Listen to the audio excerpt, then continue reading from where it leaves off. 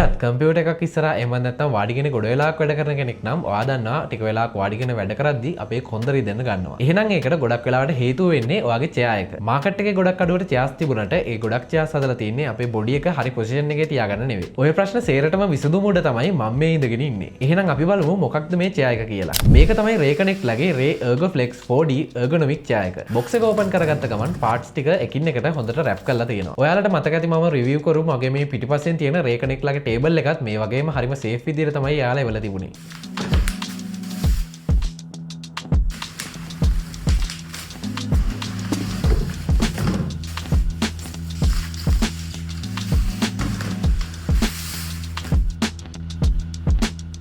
ඔන්න දැන් තියෙන්නේ මගේ ආසම පාර්ට් එක. මේ කැලි ටික එකින් එකට බිල්ඩ් කරන එක. මෙච්චර පාර්ට්ස් තිබුණා කියලා බය වෙන්න කිසිම දෙයක් නැහැ. මොකද යාලා ස්ටෙප් බයි ස්ටෙප් ගයිඩ් එකක් බොක්ස් එකේම එවලා තියෙනවා.